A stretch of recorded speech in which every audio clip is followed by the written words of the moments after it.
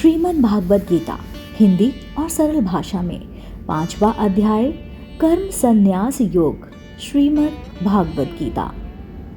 प्रस्तुतकर्ता आध्यात्मिक कहानियाँ।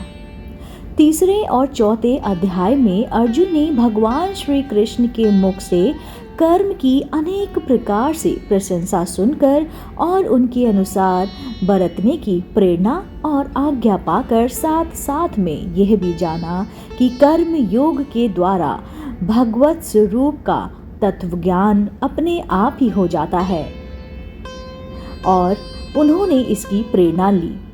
चौथे अध्याय के अंत में भी भगवान ने उन्हें कर्म योग प्राप्त करने को आज्ञा दी, परंतु बीच बीच में वचनों के द्वारा ज्ञान योग की प्रशंसा भी सुनाई।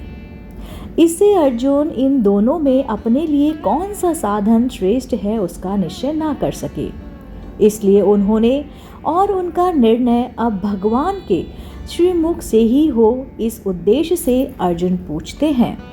अर्जुन बोले, हे कृष्ण, आप कर्मों के संन्यास की और फिर कर्मयोग की प्रशंसा करते हैं, इसलिए इन दोनों साधनों में से जो एक मेरे लिए भली भांति निश्चय कल्याण कारक साधन हो उसको बताओ।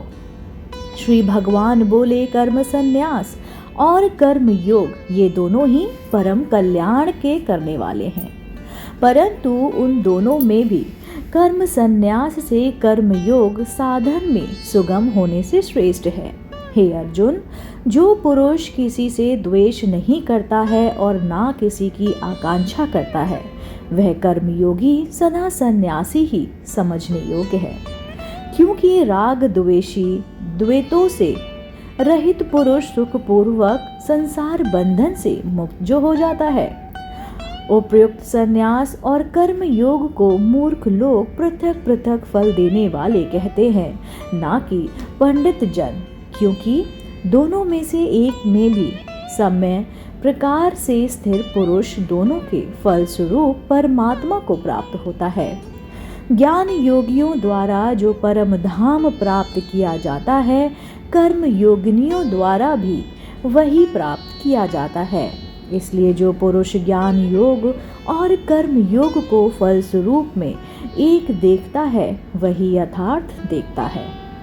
परंतु हे अर्जुन, कर्म योग के बिना होने वाले संन्यास अर्थात मन, इंद्रिय और शरीर द्वारा होने वाले संपूर्ण कर्मों में कर्तापन का त्याग प्राप्त होना कठिन है और भगवत स्वरूप को मनन करने वाला कर्मयोगी परम ब्रह्मा परमात्मा को शीघ्र ही प्राप्त हो जाता है। जिसका मन अपने वश में है, जो जितेंद्रिय और विशुद्ध अंतकरण वाला तथा संपूर्ण प्राणियों का आत्मरूप परमात्मा ही जिसका आत्मा है, ऐसा कर्मयोगी कर्म करता हुआ भी लिप्त नहीं होता। तत्व को जानने वाला सांख्य योगी तो देखता हुआ, सुनता हुआ, स्पर्श करता हुआ, सूंघता हुआ, भोजन करता हुआ, गमन करता हुआ, सोता हुआ, श्वास लेता हुआ, बोलता हुआ, त्यागता हुआ, ग्रहण करता हुआ तथा आँखों को खोलता और मूंदता हुआ भी सब इंद्रियां अपने अपने अर्थों में वरत रहती हैं। इस प्रकार समझकर निसंदेह ऐसा माने कि मैं कुछ भी नहीं करता हूँ। जो पुरुष सब कर्मों को परमात्मा में अर्पण करके और आसक्ति को त्याग कर कर्म करता है, वह पुरुष जल से कमल के पत्ते की भांति पाप से लिप्त नहीं होता। कर्मयोगी मम तत्व बुद्धि रहित केवल इंद्रिय, मन, बुद्धि और शरीर द्वारा भी आसक्ति को त्याग कर अंतकरण की शुद्धि के लिए कर्म करते हैं। कर्मयोगी कर्मों के फल का त्याग करके भगवत प्राप्त रूप शांति को प्राप्त होता है और सकाम पुरुष कामना की प्रेरणा से फल में आसक्त होकर बंधता है। अंतकरण जिसके वश में है, ऐसा सांख्य योग का आचरण करने वाला पुरुष ना करता हुआ और ना करवाता हुआ ही नव द्वारों वाले शरीर रूपी घर में सब कर्मों का मन से त्याग कर आनंद पूर्वक सच्चिदानंद घन परमात्मा के स्वरूप में स्थित रहता है। परमेश्वर मनुष्य के ना तो कर्तापन की, ना कर्मों की और ना कर्म फल के संयोग की रचना करते हैं, किंतु स्वभाव ही बरत रहा है। सर्वव्यापी परमेश्वर भी ना किसी के पाप कर्म को और ना किसी के शुभ कर्मों को ही ग्रहण करता है, परंतु अज्ञान के द्वारा ज्ञान ढका हुआ है, उसी से सब अज्ञानी मनुष्य मोहित हो रहे हैं। परंतु जिनका वह अज्ञान परमात्मा के तत्व ज्ञान द्वारा नष्ट कर दिया गया है, उसका वह ज्ञान सूर्य के सदृश उस सच्चिदानंद घन परमात्मा को प्रकाशित कर देता है। जिसका मन तद्रूप हो रहा है, जिसकी बुद्धि तद्रूप हो रही है और सच्चिदानंद घन परमात्मा में ही उसकी निरंतर एक ही भाव से स्थिति है, ऐसे तत्परायण पुरुष ज्ञान के द्वारा पाप रहित होकर अपूर्णावर्ती को अर्थात परम गति को प्राप्त होता है। वे ज्ञानी जन विद्या और विनय युक्त ब्राह्मण में तथा गौ, हाथी, कुत्ते और चांडाल में भी समदर्शी होते हैं। जिसका मन समभाव में स्थित है, उसके द्वारा इस जीवन अवस्था में ही संपूर्ण संसार जीत लिया है, क्योंकि सच्चिदानंद घन परमात्मा निर्दोष और सम है। इससे वे सच्चिदानंद घन परमात्मा में ही स्थित है। जो पुरुष प्रिय को प्राप्त होकर हर्षित नहीं हो और अप्रिय को प्राप्त होकर अद्विग्न ना हो, वह स्थिर बुद्धि शयन रहित ब्रह्मवेत्ता पुरुष सच्चिदानंद घन परमात्मा और परम ब्रह्मा में एक ही भाव में नित्य स्थित है। बाहर के विषयों में आसक्ति रहित अंतकरण वाला साधक आत्मा में स्थित जो ध्यान जनित सात्विक आनंद है, उसको प्राप्त होता है। तदंतर ये सच्चिदानंद घन परम ब्रह्मा परमात्मा के ध्यान रूप योग में अभिन्न भाव से स्थिर पुरुष अक्षय आनंद का अनुभव करता है।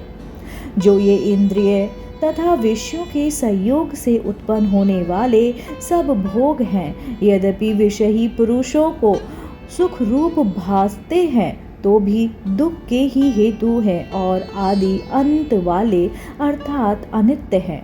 इसलिए हे अर्जुन, बुद्धिमान विवेकी पुरुष उनमें नहीं रमता।